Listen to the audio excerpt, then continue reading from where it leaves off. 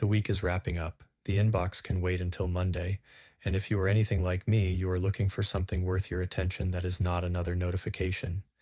This is the Friday Roundup, one book worth reading, a few articles worth your time, something to listen to, something to watch, no fluff, no filler, just the signal through the noise. Here is the deal. This is permission.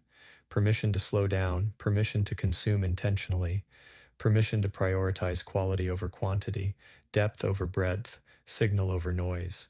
We live in a world that celebrates motion, mistakes speed for progress, and glorifies hustle culture. Most content you are bombarded with is noise, dressed up as wisdom. This roundup is not that. Only the stuff that matters makes it here. Only the stuff that shifts your thinking, your work, or how you show up. Pour yourself something good. Settle in. Let us dig in. Book of the Week. 4,000 Weeks. Time Management for Mortals by Oliver Burkeman. Link. https://. Code DBZNTTJ8 Berkman is not going to teach you how to squeeze more tasks into your day or optimize your morning routine for peak efficiency. He is asking a different question. What if the problem is not that we are bad at managing time? What if the problem is that we are trying to do something impossible? The title comes from a simple calculation. If you live to 80, you get about 4,000 weeks. That is it. A finite container for an infinite list of things you could theoretically do. Most productivity advice assumes you can get to everything if you just find the right system. Berkman argues the opposite. You will never get to everything. The sooner you make peace with that, the sooner you can start making choices that actually matter. Key takeaways. Accept your limitations to find freedom within them. Stop treating your to-do list like a finish line you can cross. Embrace missing out. You cannot do everything, and that is okay. Pay yourself first with time for what matters most. Who should read this? You feel like you are racing against time but never winning. You need permission to let things go. You are tired of productivity advice that makes you feel worse. Best quote. The real problem isn't our limited time. The real problem is that we've unwittingly inherited and feel pressured to live by a troublesome set of ideas about how to use our limited time. Articles worth your time. The Maintenance Race by Stuart Brand. Link. https. Works in progress. Issue. The Maintenance Race. Why it matters. Brand writes about something most of us ignore: maintenance. The unglamorous ongoing work of keeping things running. We celebrate builders. We do not celebrate maintainers. But without maintenance, everything we build eventually falls apart. Key takeaways. The exciting work is creation. The essential work is maintenance. We underinvest in the essential because it is not glamorous. This applies to infrastructure, relationships, and businesses equally. 2. Why your brain needs more downtime from Scientific American. Link. https. www.scientificamerican.com. Article. Mental Downtime, Why It Matters. Research on rest, consolidation, and why productivity actually requires periods of non-productivity. The brain does not stop working when you are resting.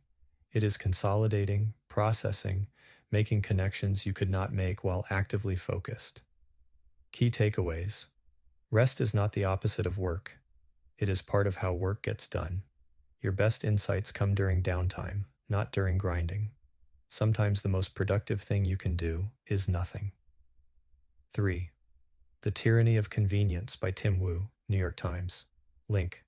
https://www.nytimes.com 2018-2-16 Opinion, Sunday, Tyranny Convenience. HTML. Why it matters. Wu argues that our obsession with convenience is actually making us less capable and less satisfied. When everything is optimized for ease, we lose the friction that creates meaning. Key takeaways. The struggle of doing something yourself often is the point. Not all friction is the enemy. Some of it creates meaning. Convenience can make us passive consumers of our own lives. What I Am Listening To podcast. The Knowledge Project, with Shane Parrish. Link. https://u2 bmgy22hw98 Sci Wux B Gru YHM9 UW2Y episode. Naval Ravikant on reading, happiness, and the meaning of life. Why it is worth your time. Naval's thinking on wealth, happiness, and leverage is some of the clearest I have encountered. This episode goes deep on reading as a superpower, why happiness is a skill, and how to build wealth without selling your time. Key takeaways. Read what you love until you love to read. Happiness is a choice and a skill you can develop. Leverage, code, capital, media, is how you escape trading time for money. Music. Fetch the Bolt Cutters by Fiona Apple link. https josh open. Spotify. Com album 0FO1 Chem WL2UCC QMM22 IKLJ. Psi 3FX3 UKMER IYDTO 9YMJTKQ. I know I am late to this one. The album came out in 2020 and everyone talked about it. I missed it then. Caught up this week. It is chaotic and raw and not really background music. You have to sit with it. The production is deliberately messy, recorded in her house, dogs barking in the background, percussive sounds from hitting random objects. Why it works. Demands attention rather than filling silence. Lyrics that land like punches. Good weekend listening if you are in the mood for something real. What I am watching, American Fiction. 2023. Link. https www.amazon.com. American Fiction. Jeffrey Wright. DP. B0CQ Co. R72NXIF. You have not seen this yet. Make time this weekend. Jeffrey Wright plays a frustrated author whose serious literary work gets ignored while stereotypical narratives get celebrated. In protest, he writes what he thinks is an absurdly cliched book, and it becomes a massive success. The movie is sharp, funny, and says something real about authenticity, expectations, and the gap between what we want to create and what the market rewards. Key takeaways. The tension between authenticity and commercial success is real.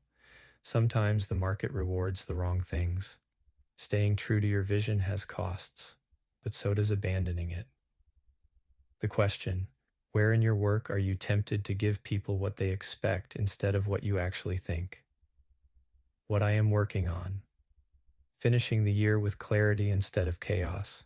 Protecting time for deep work during the holiday distractions.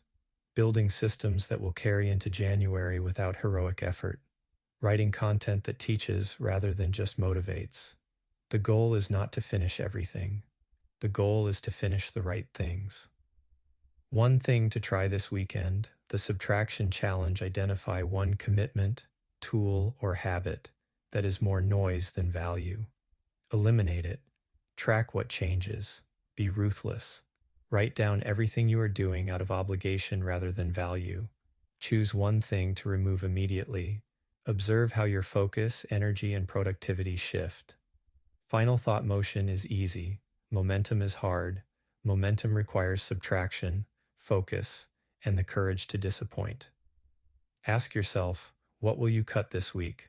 What momentum are you sacrificing by staying busy? The holidays are coming. The temptation is to fill every moment, to attend every gathering, to say yes to every request because it is the season of generosity. But generosity without boundaries is just exhaustion dressed up in wrapping paper. Be generous with your presence, not your time. Show up fully for fewer things instead of half present for many. That is my plan for this weekend. And if it resonates, maybe it is yours too.